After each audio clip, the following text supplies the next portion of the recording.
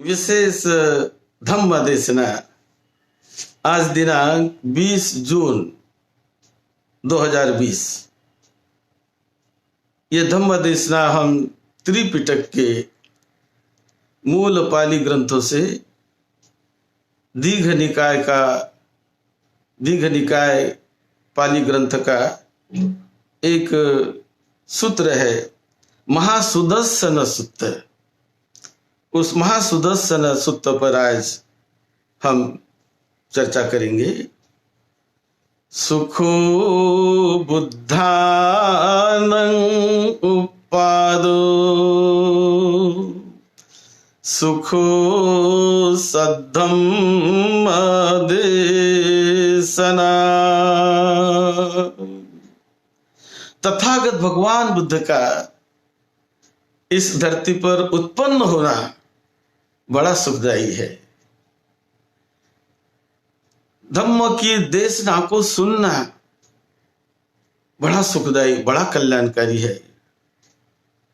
और धम्म के रास्ते चलकर अपने जीवन को हम धन्य धन्य कर सकते हैं, तो धम्म बहुत कल्याणकारी होता है।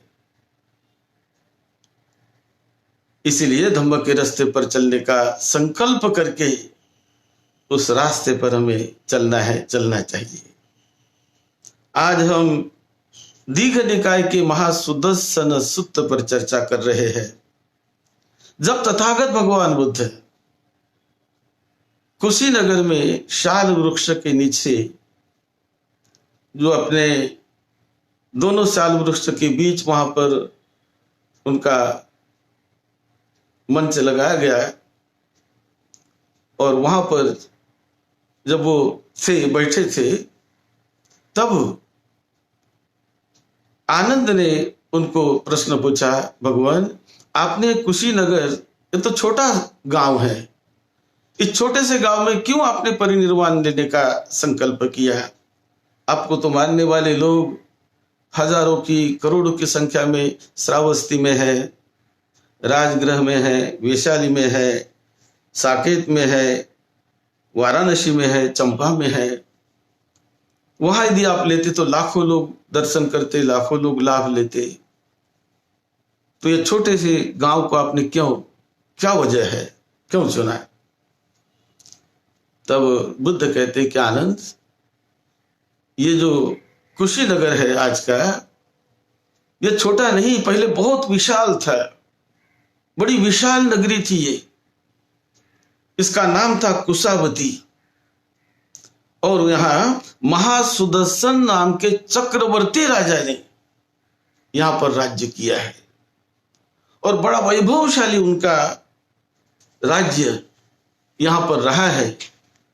और वो महासुदर्शन राजा कैसे थे, कैसा उनका वैभव था, उसके बारे में तथागत इस सूत्र में बता रहे हैं। उन महासुदर्शन राजा को 7 रत्नों की प्राप्ति हुई थी। उसने एक दिन उपोषित व्रत रखा। उपोषित व्रत के दिन उन्होंने नहाया और संकल्प किया कि मुझे मेरे पुण्य बल पर 7 रत्नों की प्राप्ति हो जाए। ऐसा संकल्प करते ही उन्हें वो रत्नों की प्राप्ति हो गई।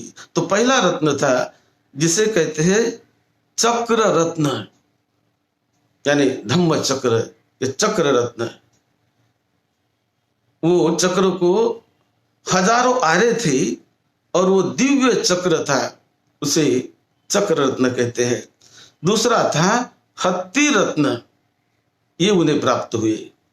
तीसरा अश्व रत्न, चौथा मणि रत्न, पांचवा स्त्री रत्न, 6 ग्रहपति रत्न, और 7वां परिनायक रत्न।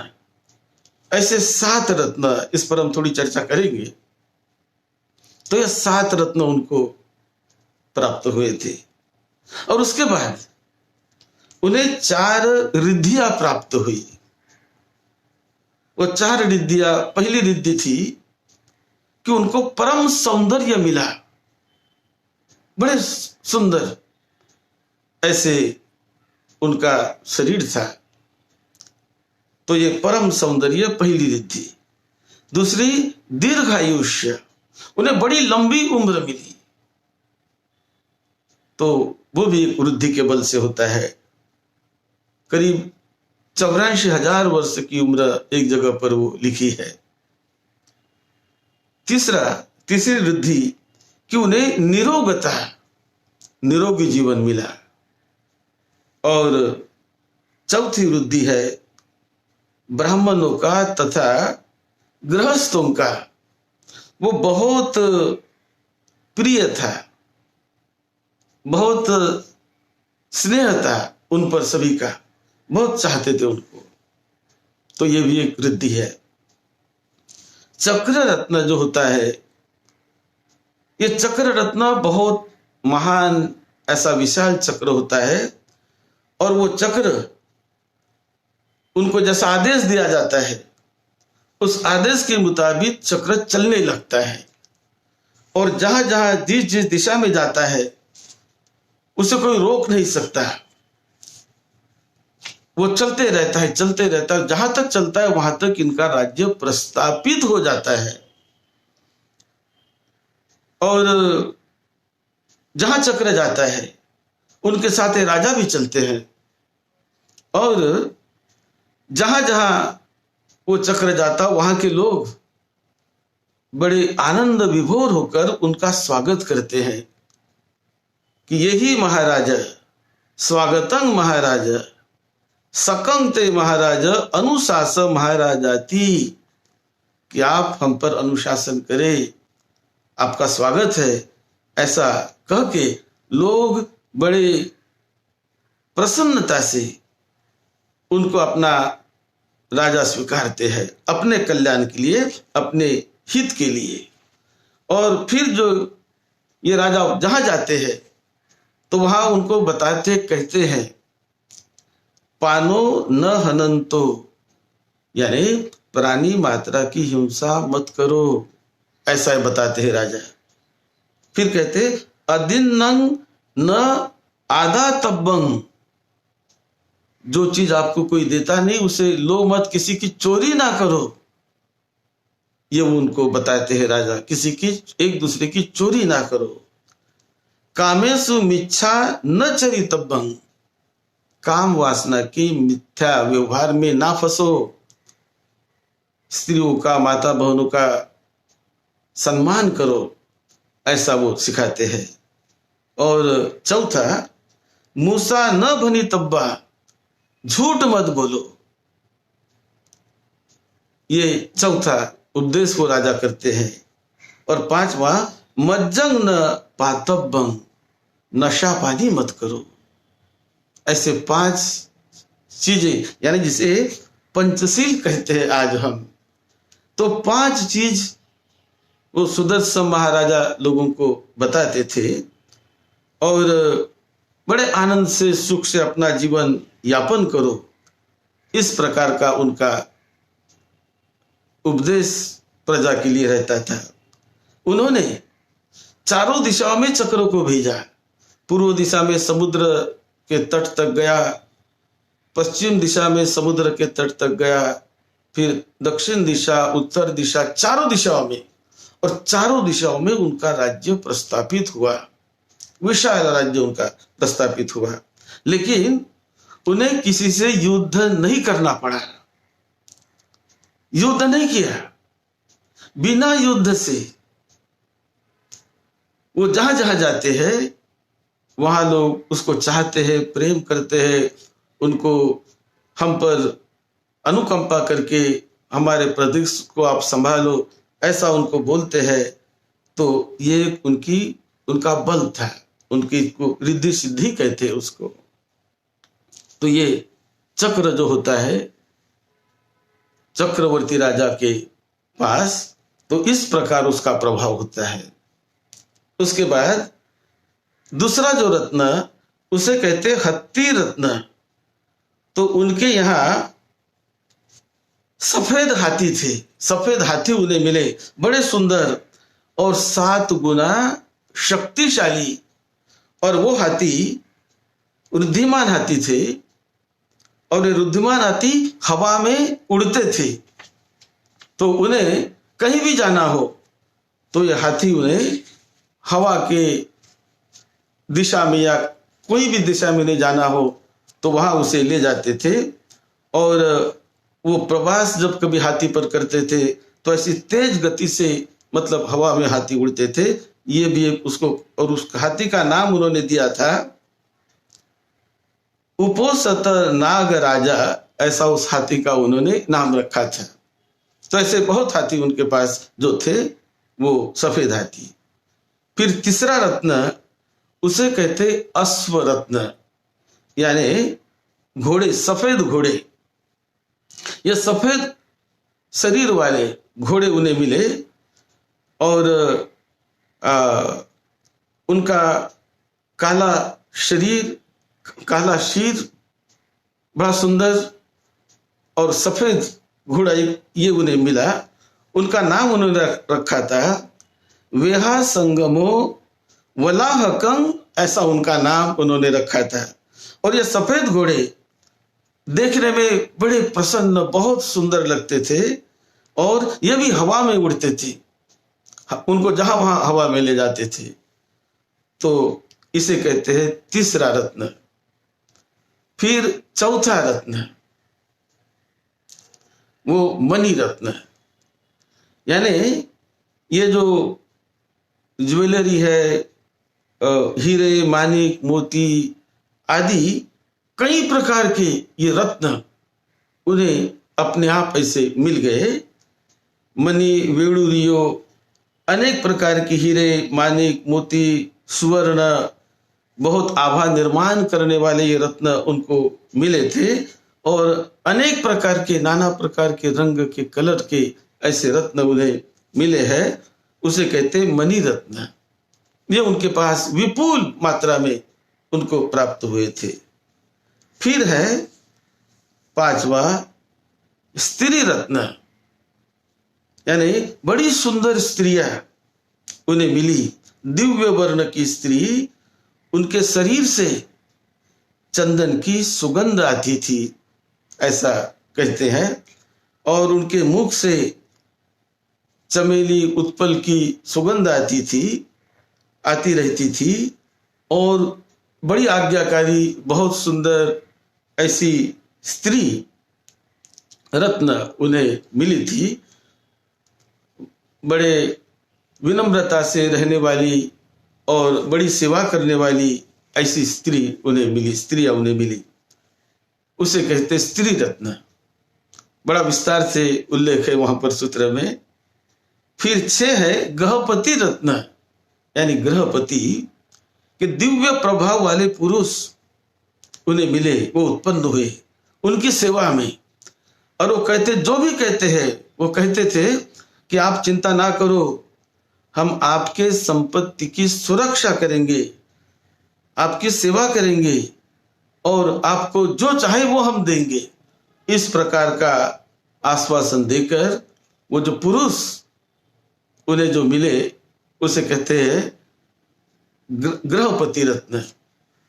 और जो 7वां रत्न था उन्हें कहते हैं परिनायक रत्न। जो कुछ भी बनाने की वो इच्छा करते तो वो निर्माण अपने आप हो जाता है। कोई महल बनाना हो, उसके मन में आ गया तो महल बन गया। कुछ रास्ता बनाना हो, उसके मन में आया तो रास्ता बन गया। तो इस प्रकार का वो रिद्धि उन्हें प्राप्त थी, वो रिद्धि उन्हें मिली थी।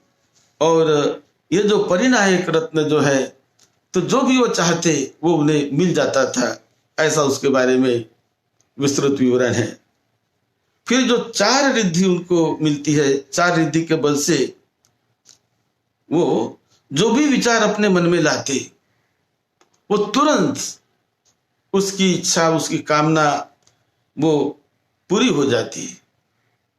उन्होंने कुछ तालाब बनाने का संकल्प किया, तालाब बन गए। उन्होंने संकल्प किया उस तालाब में सुंदर कमल के फूल खिले, फूल खिल गए। उन्हें लगा वहां पर उत्पल के फूल खिल गए। उन्हें जो जो उनके मन में आता है वो सारा होता है। तालाब के किनारे पर लोगों के नहाने की व्यवस्था हो गई। उस किनारे पर लोगों के भोजन की व्यवस्था हो गई। जिन्हें जो भोजन चाहिए वो मिले तो मिल गया। इस प्रकार से वो रिद्धि उनको जो थी, तो जिससे वो जो भी विचार अपने मन में लाते थे वो सारे विचारों की पूर्ति अपने आप हो जाती थी। और बड़े सुंदर रंगी बिरंगी उस कमल पद्म उस तालाब में, उस पौंड में वो निर्माण हो जाए, ऐसा जो संकल्प करते वैसा निर्माण हो जाता था। ये उसका एक रिद्धि बल था। फिर तालाब के किनारे पर खाने पीने की अच्छी व्यवस्था हो जाती है। और जो वस्तु जिसको चाहिए, किसी हमारे नागरिक को, किसी उपासक उपासिका को जो भी वस्तु चाहिए, वो जैसे वो कामना करे वैसी वस्तु उनको मिल जाए तो वो मिल जाती थी। इस प्रकार कुछ लोग उनको भेंट लाते थे। कुछ ब्राह्मणों ने, कुछ धनी परिवार के लोगों ने उनको जो भेंट लाई, तो इन्होंने भेंट स्वीकारा नहीं। जो भी भेंट उन्होंने लाई उनसे दुगना इन्होंने उनको रत्न दिए, सोना दिया, ये दिया, वो दिया, ये सब देते रहे। तो ये भी उनका एक बल था। और वो महासुदर्शन राजा का, चक्रवर्ती राजा का एक बल था कि जो भी वो चाहते कि इनको ये मिले, उनको वो मिले, उनको वो मिले, तो उन्हें मिल जाता था। उनकी सेवा में, इस चक्रवर्ती राजा की सेवा में देवों का प्रमुख शक्र देवता वो रहता था। और वो जो भी चाहते वो उनको ये मिला देता था। जैसा उसने चाहा वैसा वो बन जाता था। उन्होंने चाहा कि मेरा ये महल 84,000 पिलर वाला बन जाए, ऐसा कहा तो वैसा महल बन गया। और उनके जो पिलर थे 84,000, ऐसा पिलर वाला वो महल बन गया। कई रत्न जड़ित खंबे वहां पर 84,000 खंबे उसमें लग गए। और 84,000 खंभों पर वो महल तैयार हो गया उनका। तो जो उसने मन में चाहा हो गया। इस प्रकार ये चक्रवर्ती राजा ने अब एक दिन वो सोचने लगा कि इतना वैभव, इतनी संपत्ति, ये सब कुछ मुझे मिला है, ये कैसे मिला है, कौन से कारणों से ये मिला है, क्या वजह है, क्यों मुझे मिला है। ऐसा जब एक बार वो ध्यान में बैठकर सोचने लगे तो उन्हें पता चला कि उन्होंने अपने पूर्व जीवन में 3 प्रकार के कर्म विशेष रूप से किए थे। उस कर्म का ये फल है, ऐसा उन्हें दिखने लगा, समझ में आने लगा। तो कौन से 3 कर्म? नंबर 1, मैंने निरंतर असीम दान दिया है। मेरे पूर्व जीवन में मैं असीम दान देते रहा हूं, इसी का यह फल है कि आज मुझे इतना वैभव प्राप्त हुआ, वैभव मिला, ऐसा उसको समझ में आने लगा। फिर दूसरा जो कर्म कि मैंने अपने इंद्रियों पर संयम रखा है, मैंने अपने इंद्रियों को जीत लिया था, संयमी जीवन में जीता था, उसका यह फल है कि आज मुझे ये इतना वैभव मिल गया। और तीसरा कि मैंने अपना दानस धम्मस संयम सती एवं महानुभावो फलं, कि मेरे दान कार्य की वजह से, मेरे जिसे कहते हैं संयम की वजह से और इंद्रियों को संवर करने की वजह से उनको जीतने की वजह से ये मुझे आज फल मिले हैं, ऐसा उसको समझ में आने लगा। उनके मुख से तीन प्रकार के, 4 प्रकार के उदान उनके मुख से आते हैं। 3 उदान, उदानंग उदानेसी, यानी मुख से उनके निकलता है तिट्ठं काम वितक्क, तिट्ठ व्यापाद वितक्क, तिट्ठ विहिंसा वितक्क, यानी काम वितक्क थम जाए, ऐसा कहते ही उसके सारे काम वितक्क थम जाते हैं, नष्ट हो जाते हैं। तिट्ठ व्यापाद वितक्क, कि व्यापाद द्वेष मुझ में ना रहे, वो खत्म हो जाए, थम जाए, तो उसके मन में कोई व्यापाद नहीं रहता, कोई द्वेष नहीं रहता, कोई घृणा नहीं रहती, पूरी तरह निर्मल उनका मन हो जाता है।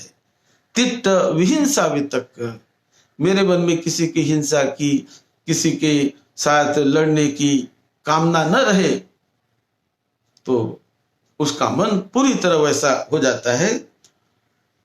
फिर उन्होंने 4 प्रकार के ध्यान किए, पहला ध्यान, दूसरा ध्यान, तीसरा ध्यान, चौथा ध्यान, ऐसे 4 प्रकार के ध्यानों को करके उन्होंने पीति आच विरागा उपेक्षोच विहरती, यानी उपेक्षा भी ध्यान उन्होंने किया, और इस प्रकार का लाभ उन्हें होने लगा, ये महाचक्रवर्ती राजा को। उसके बाद मेत्ता सहगतेन चेतसा विहरती, सभी दिशाओं में वो मैत्रीपूर्ण भाव से वो लोगों को देखता था, विहार करता था। सर्व मैत्री, पूर्व दिशा में मैत्री फैलाता था कि सारे लोग सुखी रहे, निरोगी रहे, दुख से मुक्त हो जाए, सबका कल्याण हो, सबका मंगल हो, ऐसी भावना वो पूर्व दिशा की तरफ फैलाता था। तो सारे लोग बड़े सुखी, निरोगी और मंगलमय ऐसा जीवन जीने वाले बन जाते थे। फिर वो मैत्री भावना पश्चिम दिशा में फैलाता, तो पश्चिम दिशा के लोग सुखी, निरोगी और बड़े आनंदमय कल्याण में जीवन जीने वाले बन जाते। वो दक्षिण दिशा में, उत्तर दिशा में, ऐसे चारों दिशाओं में मंगल मैत्री फैलाता, मैत्री भावना करता है अपने प्रजा के प्रति, लोगों के प्रति। तो चारों दिशाओं में बड़ी खुशहाली, बड़ा आनंद, बड़ी सुख शांति ऐसी निर्माण हो जाती थी। ये उनका एक मैत्री का बल था। उसके बाद वो करुणा सहगतेन चेतसा विहरती, यानी करुणा भावना उनके मन में निर्माण होती थी, सभी के प्रति, पशु पंछियों के प्रति करुणा, सब पुरुषों के प्रति करुणा, स्त्रियों के प्रति करुणा, सारे जीव सत्वों के प्रति करुणा, ये वो प्रकट करते थे। और बड़ा आनंदमय वातावरण जहां वहां फैल जाता था, तो चारों दिशाओं में करुणा प्रकट करते थे, मैत्री प्रकट करते थे। इसी प्रकार मुदिता सहगतेन चेतसा विहरती, यानी दूसरों के आनंद को देखकर आनंदी हो जाना, प्रसन्न हो जाना, दूसरों को सुखी बनाना और उसके सुख शांति को देखकर प्रसन्न हो जाना, इसे कहते हैं मुदिता। तो हर जगह उन्हें मुदिता का वो भाव जहां वहां चारों दिशाओं में फैलाता था और बड़ा सुख शांति से वो वातावरण निर्माण हो जाता था उनके उस मैत्री भाव से। उसके बाद उपेक्षा सहगतेन चेतसा विहरती, तो उपेक्षा भाव यह मन में रखकर वो चारों दिशाओं में विचरण करता था, विहार करता था। इस प्रकार बड़ा वैभवशाली जीवन वो जीता। उनकी जो प्रमुख रानी थी उसका नाम था सुभद्रा। तो एक दिन ये सुभद्रा उनको मिलने के लिए आती है। तो जैसे वो सुभद्रा उनको मिलने के लिए आती है तो वो उनको जब पता चलने लगा कि सुभद्रा आ रही है तो बड़े वो प्रसन्न भी हुए, लेकिन अपने ध्यान में वो चले गए और ध्यान में जाकर उन्होंने कहा कि ये सुभद्रा, ये सारा जो है ये सब कुछ परिवर्तन होने वाला है, सब कुछ बदलने वाला है। अब मैं अंतिम सांस ले रहा हूं और आप ऐसी कामना करो कि मेरे मन में कोई विकार ना रहे, मेरे मन में कोई अपेक्षा ना रहे। मैं पूरी तरह अपेक्षा से दूर होकर मैं मेरा अंतिम ये जो जीवन में समाप्त करूं। ऐसे वो अंतिम अवस्था में जब आए तो जब उनको मिलने के लिए उनकी जो सबसे श्रेष्ठ ज्येष्ठ रानी थी सुभद्रा, वो आती है और वो आकर उस समय उनका जो वार्तालाप होता है तो जो भी कुछ है वो सारा बदलने वाला है। सभ्यते संखारा अतीता निरुद्धा विपरिणता एवं अनिच्चाखो संखारा एवं अधुवा संखारा अनशासिका संखारा। इस प्रकार तथागत बुद्ध वो आनंद को बताते हैं कि उनका जो वार्तालाप हुआ तो कहते हैं कि सारे संस्कार अनित्य है, जो कुछ भी निर्माण होता है नष्ट होने वाला है, जो कुछ भी हम देखते हैं वो बदलने वाला है, परिवर्तित होने वाला है, और कोई वैभव भी हो तो वो भी बदल जाएगा, जीवन कितना भी अच्छा मिले वो भी बदल जाएगा, वो भी नष्ट हो जाएगा, और ये सब कुछ परिवर्तनशील होने वाला है। उसका अंतिम उपदेश उन्होंने अपनी उस भार्या को दिया था, राजा वो चक्रवर्ती राजा ने। तो ये तथागत बुद्ध आनंद को बताते हैं। और उसके बाद ये चक्रवर्ती राजा, उसका वहां पर जो उनका देहावसान हुआ, उनकी मृत्यु हो गई, और मृत्यु के बाद वो ब्रह्मलोक में वो उत्पन्न हुए। और जब मृत्यु हुई तो अंतिम गाथा जो है, अनिच्चावत संखारा उपाद वयधम्यनो उपजित्वा निरुज्जन्ति ते संग उप समो सुखो। ऐसी गाथा उस महासुदर्शन ने अपने उस रानी सुभद्रा को उन्होंने उपदेशित की, और ये इतना सारा वैभव था वो सब छोड़कर वो ब्रह्मलोक में उनका जन्म हुआ। तो इस प्रकार तथागत बुद्ध ने बताया कि उस समय जो महासुदर्शन राजा था वो मैं ही था। आज मैं बुद्ध हूं, लेकिन वो महासुदर्शन राजा मैं ही था, और वो ये मेरी ही राजधानी थी। मैं ही वो महासुदर्शन नाम का राजा यहाँ पर हुआ हूं, और यहाँ पर मेरी वो मृत्यु हो गई थी इस प्रकार, और ब्रह्मलोक में उसके बाद मेरा जन्म हुआ, और आज मेरा जो इस धरती पर अंतिम जन्म बुद्ध के रूप में हुआ है, और इसके बाद मेरा जन्म नहीं होगा। 7 बार मैं यहाँ पर चक्रवर्ती राजा बन चुका हूं। ये बात तथागत बुद्ध ने इस महासुदर्शन सूत्र में ये बुद्ध ने बताई है कि कितना दीर्घ ये संसार है, कितने लंबे लंबे उम्र तक, दीर्घ काल तक ये संसार चलते रहता है। उसका कोई अंत नहीं लगता है, उसके उगम का अंत नहीं लगता है, और उनके जो खत्म होने का अंत नहीं लगता है। ये संसार ऐसे ही चलते रहता है, और उससे निकलने का जो रास्ता है वास्तविक सुख का, उसे कहते हैं परिनिर्वाण, महापरिनिर्वाण, जो तथागत बुद्ध ने इस बुद्ध बनकर उस जीवन में पाया। और तब वो अपने पुराने पूर्व जीवनों की याद करके बताते थे। तो इसी प्रकार उनका जो पूर्व जीवन था महासुदर्शन चक्रवर्ती राजा का, वो उन्होंने आनंद को इस सूत्र में समझा के बताया। तो ये दीघ निकाय का बड़ा लंबा सूत्र है, हमने शॉर्ट में बताने का आपको प्रयास किया। ये पाली ग्रंथ में आता है दीघ निकाय में, आप पढ़िए और देखिए।